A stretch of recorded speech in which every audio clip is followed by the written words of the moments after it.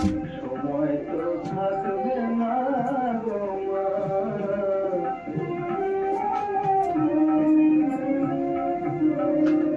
দুঃখে দুঃখে জড়ো জড়ো আর কত মানুষ। হ্যালো এভরিওয়ান, আমি গৌরী। আমার নতুন একটা ভিডিওতে তোমাদের সবাইকে জানাই অনেক অনেক ভালোবাসা। আর বড়োদেরকে জানাই আমার প্রণাম, আর ছোটোদেরকে জানাই আমার অনেক অনেক ভালোবাসা। তো আজ ভিডিওটা আমি এখান থেকে শুরু করছি। আজ সোমবার সকাল ওই 7:30 মতো বাজে। আর কাল তোমাদেরকে বলেইছিলাম মিঠির শরীরটা ভালো নেই। তো সত্যি আজও মিঠির শরীরটা না আগের থেকে একটু খারাপ। তো তাই জন্য আমি ভোরবেলা উঠে আগে ওই আশা দিদিকে ফোন করে দিয়েছি আসার জন্য। তো দিদি আসবে বলেছে। তো চলো এখন আমি বিছানাটা গুছিয়ে নিই তাড়াতাড়ি। আর মিঠির শরীরটা খারাপ বলে রাত্রিতে আমি একটু ঘুমাইনি, কারণ মেয়েটার শরীরটা খারাপ তো। আর ওর শরীর খারাপ হলে আমার মনটাও ভালো লাগে না, আর অন্য কিছু করতেও না ভালো লাগে না। তো চলো আমি সকালে উঠে বিছানাটা গুছিয়ে নিয়েছি। আর ওই দিদিকে ডেকেছি, দিদি বলেছে 8টার ভিতরে চলে আসবে। তো ওদিকে দেখি আমি মিঠির জিনিসপত্রগুলো নিয়ে এক এক করে বাইরে বেরোই, কারণ ও সারা দুপুরটাই তো বাইরে থাকে খাটেতে। তাই জন্য সমস্ত কিছু ওর বাইরেই নিয়ে চলে যাই। তো চলো এখন ওর ওষুধগুলো নিয়ে আমি বাইরের দিকে চলে যাই। আমার মাথা দেখা যাচ্ছে।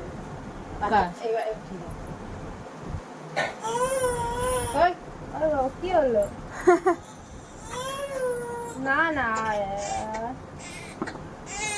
এই তো এই তো এই তো সেই মাথা হাসি। চুপ করো। হ্যাঁ এই তো হয়ে গিয়েছে এই তো বাবা রে, খুব জেদ হয়ে গেছে। আচ্ছা ঠিক আছে আর কিছু করেনি। আরে বাবা না, ওষুধের না টেম্পারেচার দেখছে তখন 91 ছিল। 91 তাহলে কি ঠিক থাকবে? কোনো অসুবিধা নেই, 98 99 পর্যন্ত ছিল। হ্যাঁ 99 পর্যন্ত বাচ্চা ঠিক আছে, কিন্তু যদি 91 হয়ে যায় ওটা তো সামনে হয় না সবার।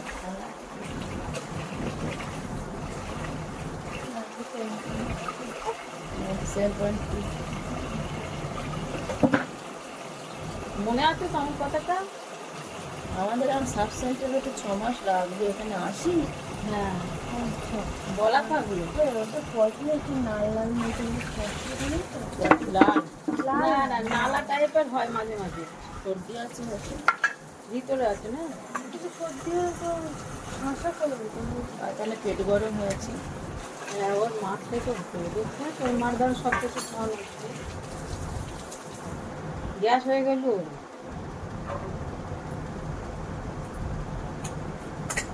তো তোমরা তো শুনলেই, আমি দিদির কাছে জিজ্ঞাসা করলাম। কাল রাত্রেতে না ওর টেম্পারেচার ওই 91 মতন হয়েছিল। আর আমি ওই জন্য আরও প্রচণ্ড ভয়ও পাচ্ছিলাম। মেয়ে যেহেতু একটুখানি তার মানে ঝিমিয়ে পড়ছিল, আর যেন ওর মুখটুকগুলো খুব শুকনো শুকনো লাগছিল। আর টেম্পারেচারটাও মাপলাম, তখনও দেখলাম 91। তো আমারও খুব না রাত্রিতে ভয়ও হয়েছিল। আরও যে পটিটা হচ্ছে একটু আলাদা রকমের, এরকম পটিও সচরাচর আগে করতো না, আর এখনও করে না, কিন্তু এই দুদিন হচ্ছে ওরকমই করছে। আর দিদি এসে দেখো প্রথমে টেম্পারেচারটা দেখলো, আর তারপরে ওই যে ও কতবার নিঃশ্বাস নিচ্ছে মিনিটে সেটা ওই যন্ত্রটা দিয়ে দেখে নিল। ওটা প্রত্যেকবার আসলেই দেখে। আর এখন দেখবে ওর মাপবেও কতটা হয়েছে। তো যেটা বললো যে এখন ঠিকঠাকই বাড়ছে, কিন্তু ওই যে ওর ওই শরীরটা এতটা খারাপ বলে আমি আবার এমার্জেন্সি দিদিকে ডাকলাম রিকোয়েস্ট করে। তো দেখো এদিকে পাখি দেখো কেমন ছটফট ছটফট করছে। আর ও এগুলো না একদমই তার মানে পছন্দও করে না, তার মানে। আর এদিকে দেখো দাদা চলে এসছে বাবুর ব্লাড নিতে।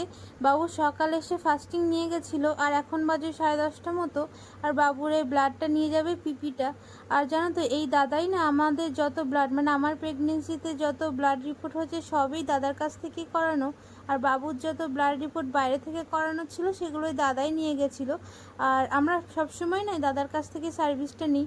আর দাদা নিয়ে নিয়ে এমন অভ্যাস হয়ে গেছে, দাদা না হলে আমাদের কিছুতেই যেন হয়। Hello everyone, back to my channel. তো আজ সকাল থেকেই, কাল রাত থেকে আমার মনটা একদমই ভালো নয়, কারণ মিঠির একটা প্রবলেম হয়ে গেছে। ওটা প্রবলেম নাকি আমি বুঝতে পারছিলাম না। ওই জন্য আমি আশা দিদিকে আবার ডেকেও ছিলাম, কারণ উনি তো এসেছিলেন শনিবারে। তো মাঝখানে একটা দিন গেছে, তারপরেই না ওটা আমার কাছে মনে হলো যে খুব বাড়াবাড়ি হচ্ছে। তাই জন্য আমি আশা দিদিকে আবার ফোন করে ডেকেছিলাম। তো উনি সকালবেলা তো এসেছেন, এসে দেখেও গেছেন, বললো কি ওটা তেমন কিছু নয়, ওরকম অনেকেরই হয়, কিন্তু আমার দেখা ওরকম খুব কম। আমি কাউকে দেখিনি ওরকম কোনো বাচ্চার যে টিকা দেওয়ার পর ওরকম হয়। আর ও না ওর জন্য বেশ খুনখুন করছে, মানে একটু কান্নাকাটি করছে, মুখটা কেমন শুকিয়ে শুকিয়ে গেছিলো। আমার ওই জন্য আরও বেশি ভয় হচ্ছিলো, সেই জন্য আমি ডেকেও ছিলাম। তো ওকে দেখালাম, দেখেও গেল। আবার সেদিনও ওজন টোজন করে গেছিলো, তো আজও ওজন করে গেছে। তো ওর ওজন টোজন সব কিছুই ঠিক আছে বললো। আর আমি বললাম যে ঠান্ডা ঠান্ডা লেগেছে কি না, তাও তো বললো যে না তেমন কিছু হয়নি। আর পটিটাও আমি বললাম যে এরকম এরকম হচ্ছে, তাই জন্য কী হচ্ছে, তখন বলছে আমার জন্য নাকি এরকম হচ্ছে, মানে আমি যেগুলো খাচ্ছি। তো ওকে তো দেখে গেল। আবার সঙ্গে বাবুরও ব্লাড প্রেশারটা একটু বেড়েছে, সুগারটাও বেড়েছে, তার জন্য দাদাকে তো সুগার মাপানোর জন্য ডেকেছিলাম, উনিও এসছিল, এসে বাবুর সুগারটা নিয়ে গিয়েছে। এবার কাল দেবে, কত হয়েছে এখন জানার বিষয়, সেই সময় পর্যন্ত ওয়েট করতে হবে আমাদেরকে। আর বাবুর যেহেতু হার্টের একটু প্রবলেম, তো এর জন্য সুগার আর প্রেশারটা খুব নর্মাল রাখা দরকার, ওটা ডাক্তারই বলে দিয়েছে। আর ওই জন্য খুব মানে আমরা দেখে দেখেই রাখি, যেটা খেতে বারণ সেটা খাওয়াই না একদম। তবুও ওই যে বলে একটা সময় যখন বন্ধ হয়ে যাবে তখন বেশি লোভ হয়, তো বাবুরই সেটাই হয়েছে। আর যত বাবু যেগুলো খাওয়া নিষেধ সেগুলোরও বাবু বেশি করে করে খায়। তো মিঠি এখন স্নান করবে, এখন বাজে 12টার মতো বেজে গেছে, 12টা এখনও বাজেনি ঠিকঠাক, এখন 10-15 মিনিট বাকি আছে। তো 12টা বাজবে, ওকে আমি স্নান করাবো। ওকে আমি 12টার সময় স্নান করে, তাই জন্য প্রত্যেকদিন একই টাইমে স্নান টান করাই।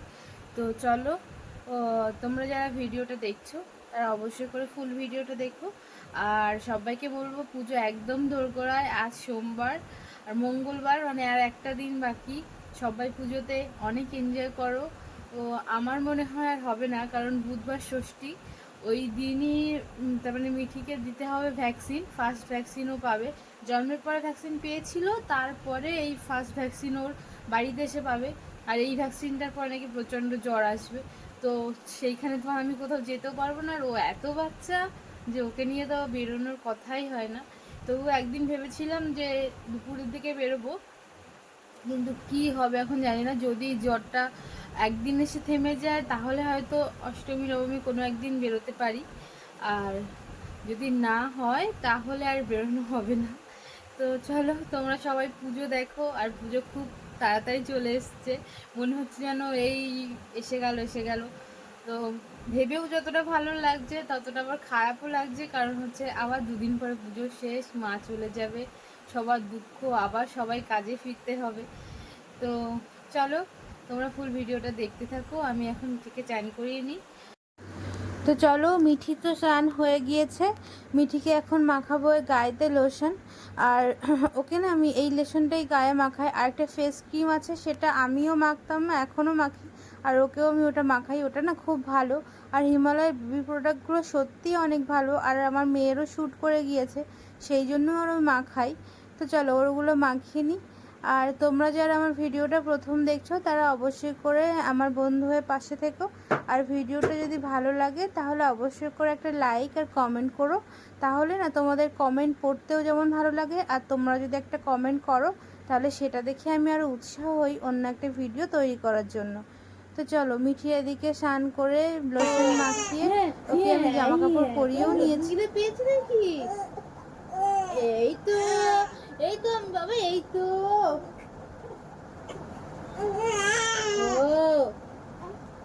তো এই যে এইটা দেখতে পাচ্ছ, এই যে এটা টিকা দিয়েছিল এখানে বিসিজিটা, তো এটাই এরকম হয়েছে। আরো কালো একটু লাল মতো ছিল, সাদা সাদা হয়েছিল মুখটা, এখনো আছে সাদা। এখানে একটু ভালো করে না দেখলে বোঝা যাচ্ছে যে ওইটা আছে ওর এখনো। আর কাল দেখো জেদ করে যে পুরো এখানটাতে পুরো ছিলে নিয়েছে।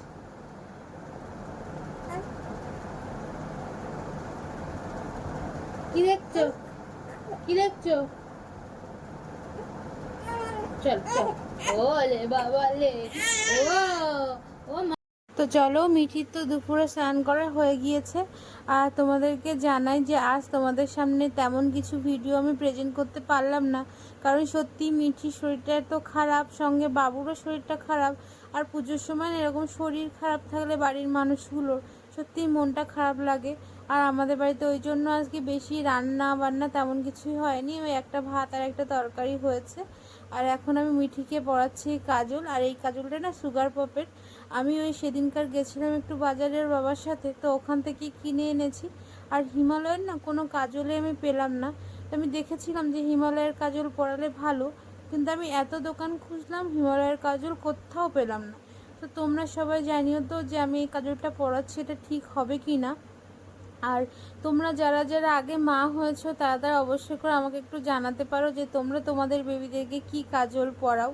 আর আমি না কাজল পরানোর পরে এই যে পন্সের এইটাই দিই ওর একটুখানি। আমি বেশি পাউডার একদমই বেবিকে ইউজ করি না বেবির গায়ে, তো এই শুধু ওই টিপটা একটুখানি লাস্টিং করার জন্যই দিই। তো চলো আজ ভিডিওটা এই পর্যন্তই, দেখা হচ্ছে অন্য একটা ভিডিওতে। ততক্ষণ পর্যন্ত তোমরা সবাই অনেক ভালো থেকো, অনেক সুস্থ থেকো, আর নিজেদের খেয়াল রেখো। থ্যাংক ইউ সো মাচ পুরো ভিডিওটা